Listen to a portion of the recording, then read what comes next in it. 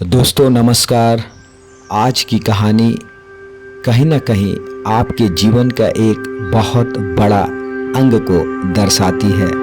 जी हाँ, मैं बात कर रहा हूँ सुख और दुख की।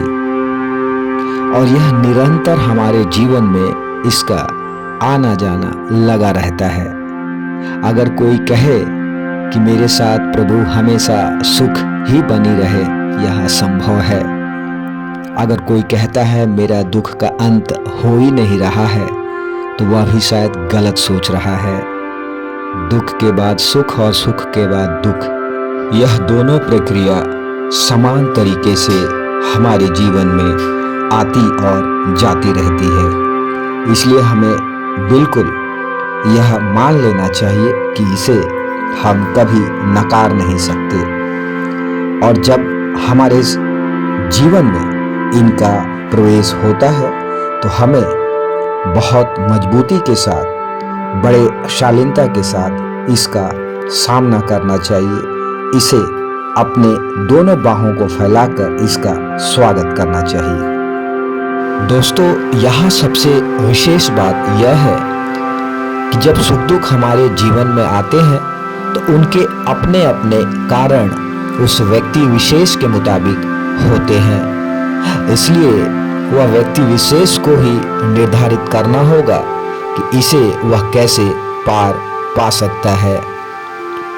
तो दोस्तों, आज की कहानी में भी कहीं ना कहीं यह संदेश हम सभी को देने का प्रयास करती है कि सुख और दुख कहीं ना कहीं ये हमारे हाथ में ही होता है, इससे निजात पाने के लिए या फिर इससे ऊपर उठने के लिए। सुख दुख के इस क्रम को जानने के लिए आज एक छोटी सी कहानी मैं आप तक रख रहा हूं, और जिस कहानी का शीर्षक है दुआओं की दिवाली। जी हाँ, मैं द्वीप पर्व दिवाली की बात कर रहा हूं, जहां पूरे संसार में इसे बड़े धूम और धाम के साथ मनाया जाता है।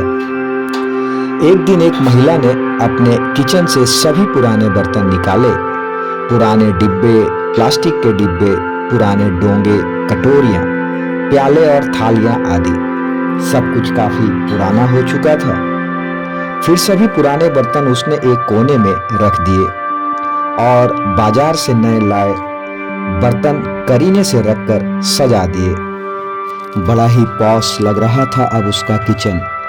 फिर वह सोचने लगी कि अब ये पुराना सामान भंगार वाले को दे दिया जाए तो समझो हो गया काम। साथ ही सिरदर्द भी खत्म और सफाई भी इस दिवाली में हो जाएगी। इतने में उस महिला की कामवाली आ गई। दुपट्टा खोसकर वह फर्श साफ करने ही वाली थी कि उसकी नज़र कोने में पड़े हुए पुराने बर्तनों पर गई और बोली, बाप रे मैडम, आज इतने सारे बर्तन घिसने होंगे क्या? और फिर उसका चेहरा जरा तनावग्रस्त हो गया। महिला बोली, अरे नहीं, ये सब तो भंगार वाले को देने हैं, सब बेकार है मेरे लिए। काम वाली ने जब ये सुना तो उसकी आंखें एक आशा से चमक उठी और फिर चहक कर बोली, मैडम अगर आपको ऐतराज ना हो तो ये एक पतीले मैं ले लूं? साथ ही साथ उसकी आंखों के सामने उसके घर में पड़ा हुआ उसका इकलौता टूटा पतीला नजर आ रहा था।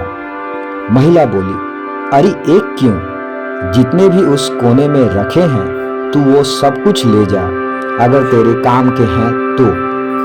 मेरा उतना ही सिरदर्द कम होगा। काम वाली की आंखें फैल गई। क्या सब कुछ?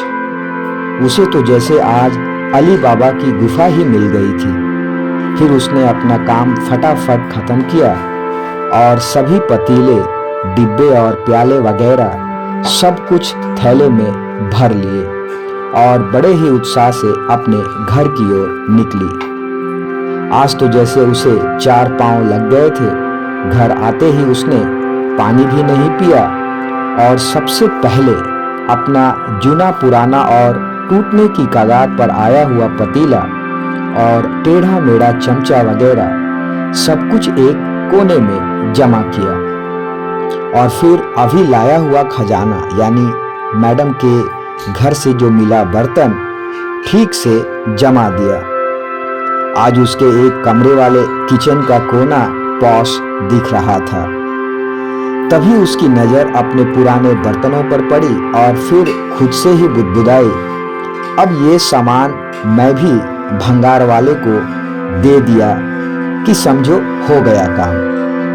तभी दरवाजे पर एक भिखारी पानी मांगता हुआ हाथों की अंजुल करके खड़ा था। माँ पानी दे, माँ पानी दे।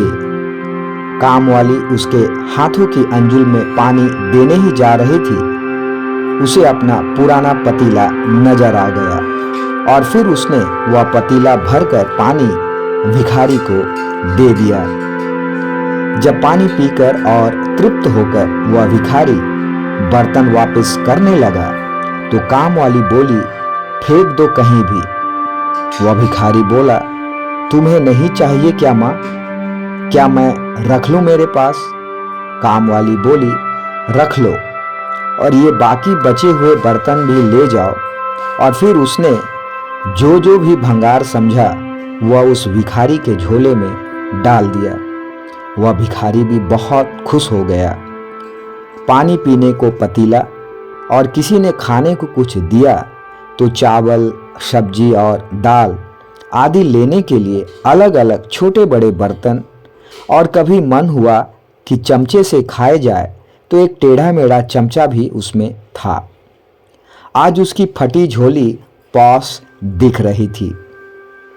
तो दोस्तों, कहानी यहीं खत्म होती है और इस कहानी से जो सीखने वाली बात है, सुख किसके किसके माने हैं, किसमें माने हैं, ये हर किसी की परिस्थिति पर अवलंबित होता है। हमें हमेशा अपने से छोटे को देखकर खुश होना चाहिए कि हमारी स्थिति कहीं ना कहीं इससे तो अच्छी है, जबकि हम हमेशा अपनों से बड़ों को देखकर दुखी ही होते हैं और यही हमारे दुख का सबसे बड़ा कारण होता है। हमेशा जरूरतमंद को देने की आदत डालने से एक चेन बनती जाती है। अगर हम चेन मार्केटिंग की कंसेप्ट को अगर हम ध्यान से रखें या ध्यान दें तो चेन के अंतिम लाभार्थी को भी दुआ पहले के दानदाताओं से मिलती है। दोस्तों, दीपावली की सफाई शुरू हो गई है।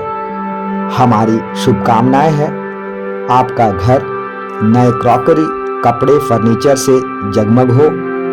पुराने का क्या करना है अब आप बेहतर जानते हैं। बस आपकी झोली हमेशा दुआओं से भरी रहे, यही हमारी ईश्वर से प्रार्थना है। आप सभी की आने वाली इस दीपावली शुभ हो। बहुत बहुत धन्यवाद।